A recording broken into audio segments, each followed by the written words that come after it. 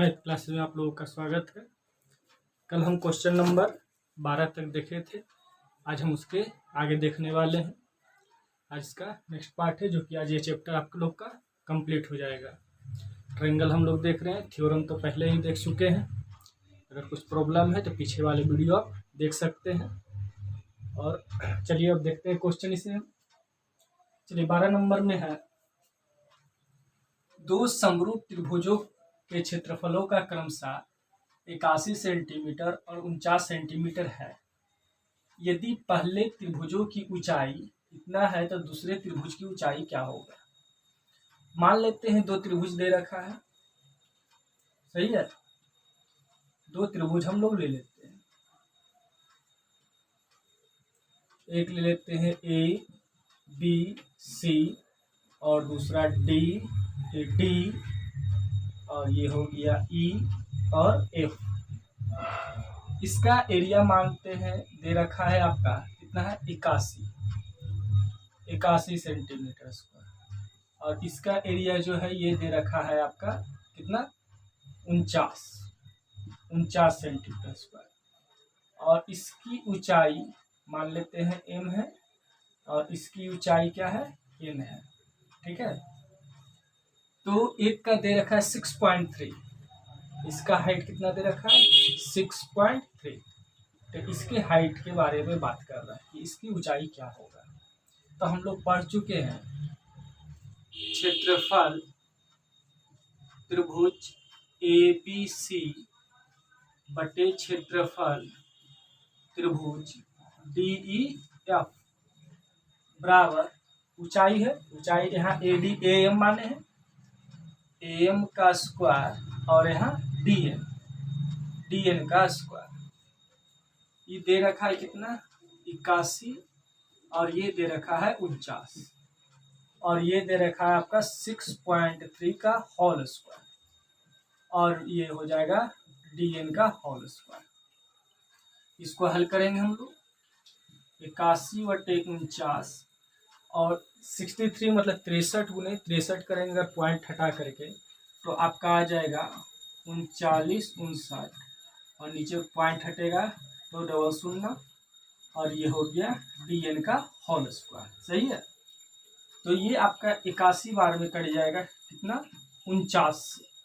तो DN को इधर कर दीजिए, 49 को इधर कर दीजिए।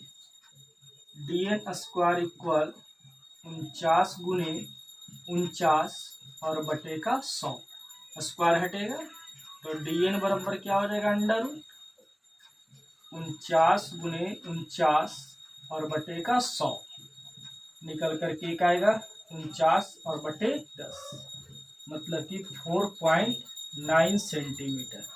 ये आपका आंसर हो जाएगा इसका। नेक्स्ट क्वेश्चन हम लोग इसका देखते हैं। फिगर दे रखा है, दिए गए चित्र में त्रिभुज ABC और DEF जो है समरूप है, ठीक है। यदि AB इक्वल में 2D दिया क्या है जो देख लेते हैं। दिया है AB इक्वल 2DE, सही है। तो AB को या D को जो है D को इधर ले आए, ये हो जाएगा AB बटे DE और इधर बच गया 2, इसके नीचे एक छुपा हुआ रहता है। तो यहाँ देख रहे हैं AB का वैल्यू कितना है, AB का वैल्यू 2 यूनिट हो गया और DE का वैल्यू 1 हो गया, सही है। तब त्रिभुज ABC का क्षेत्रफल 56 है, इसका एरिया कितना दे रखा है 56 सेंटीमीटर स्क्वायर। तब इसका एरिया पूछ रहा है, इसके एरिया के बारे में पूछ रहा है कि आखिर ये क्या होगा। ये भी सिंपल सा है, उसी तरीके से बन जाएगा आपका।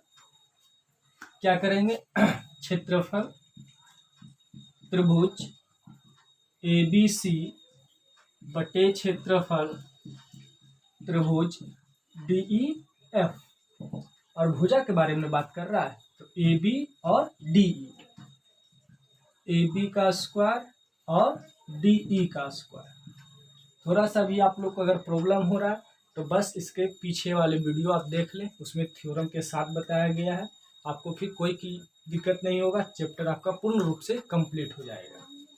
क्या दे रखा है इसका ABC का 56 और इसका वैल्यू तो पूछ रहा है ना, क्षेत्रफल त्रिभुज DEF का पूछ रहा है। AB का वैल्यू कितना है, 2 है और इसका 1 है, ये 2 का ये 1 का, तो ये हो गया 56 और क्षेत्रफल त्रिभुज DEF और ये हो गया 4/1। कितने बार में चल जाएगा, 14 बार में, इधर चला गया ना। तो क्षेत्रफल त्रिभुज DEF इक्वल कितना आ गया, 14 सेंटीमीटर स्क्वायर। ये आपका आंसर हो जाएगा। चलिए नोट कीजिए इसे। नेक्स्ट क्वेश्चन देखते हैं हम लोग।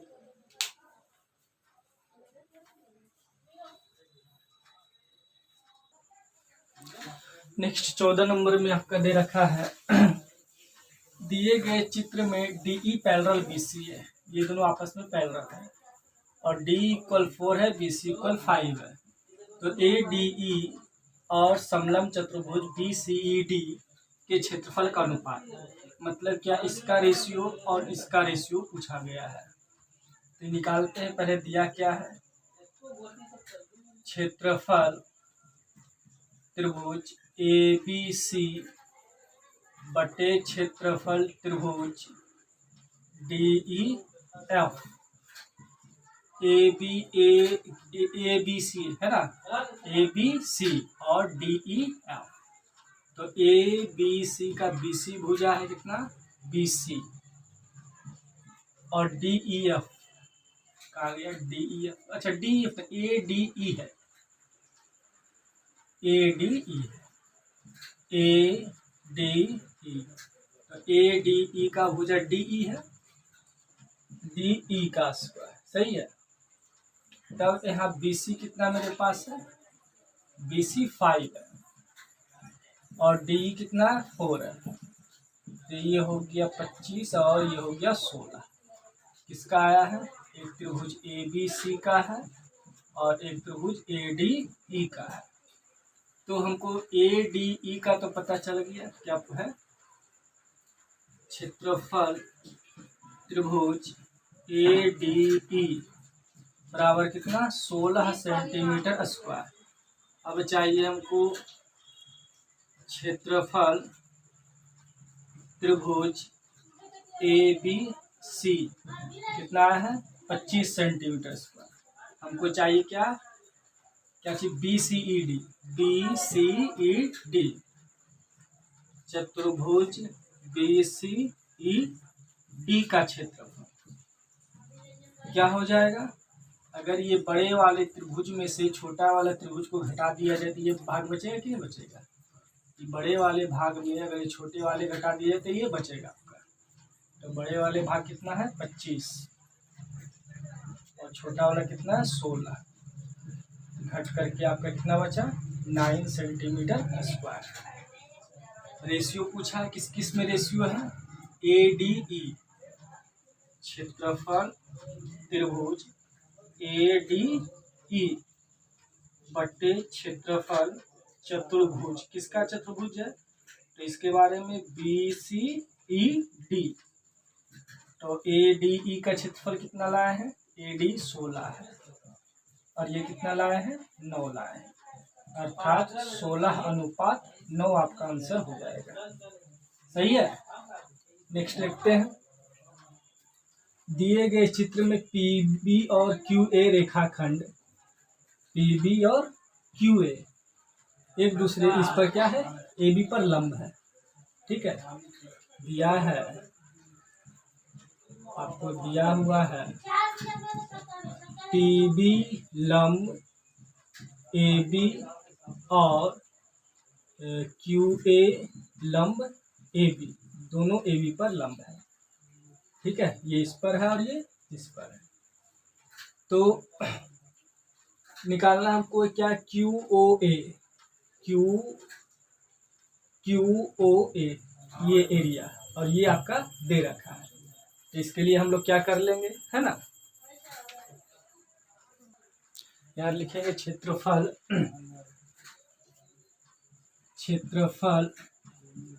त्रिभुज, किसका दिया हुआ, POB बटे त्रिभुज, किसके बारे में पूछा है, QOA POB, POB में PO इसका भुजा, चाहे OP लिखिए, OP, और QOA में OQ इसका भुजा है, क्या है, OQ।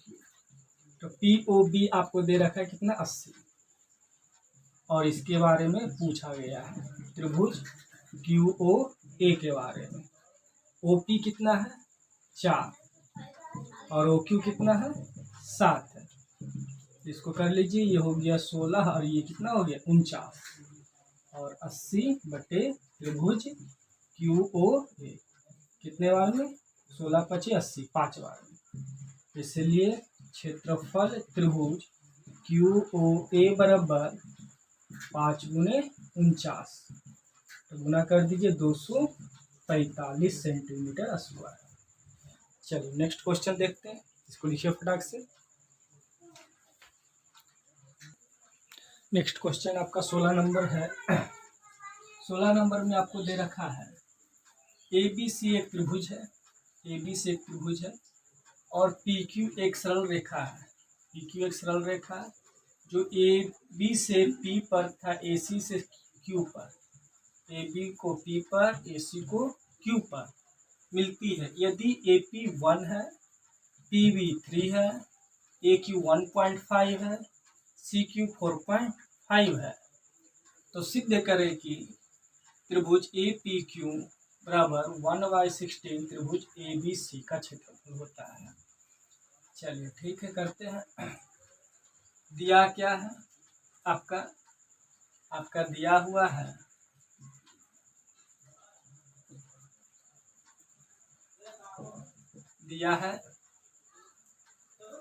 भुजा PQ और BC एक सरल रेखा, मतलब कि सीधी रेखा, अर्थात पैरेलल। PQ पैरेलल BC क्यों है, क्योंकि सरल रेखा, सीधी रेखा है। इसलिए हम यहाँ लिख सकते हैं, जब दो त्रिभुज का रेखा पैरेलल होता है तो उसका भुजा क्या होता है, समानुपाती होता है। तो हम इसको लिख सकते हैं AP छोटे वाले त्रिभुज का AP, उसके बाद बड़े वाले त्रिभुज का AB, फिर छोटे वाले त्रिभुज का PQ, फिर बड़े वाले त्रिभुज का BC, जिसमें कि वैल्यू AP का वैल्यू दिया हुआ है 1, AB का वैल्यू दिया हुआ है, AB का वैल्यू, ये पूरा ना है AB, तो यहाँ से यहाँ तक 3 है, ये 1 है, तो 3 और ये कितना हो जाएगा, 4 हो जाएगा, बराबर PQ बटे BC। ये हम लोग निकाल लिए। अब हमको चाहिए क्षेत्रफल। क्षेत्रफल त्रिभुज किसका किसका बात किया जा रहा है, APQ और क्षेत्रफल त्रिभुज क्या हो जाएगा, ABC बराबर APQ है ना, APQ, PQ भुजा है, और ABC में BC भुजा है। इसका वैल्यू आपको ले आए हैं पहले ही, 1/4, दोनों का क्या करना है, स्क्वायर। तो क्षेत्रफल त्रिभुज APQ बटे क्षेत्रफल त्रिभुज ABC, ये कितना हो गया, 16 हो गया ना।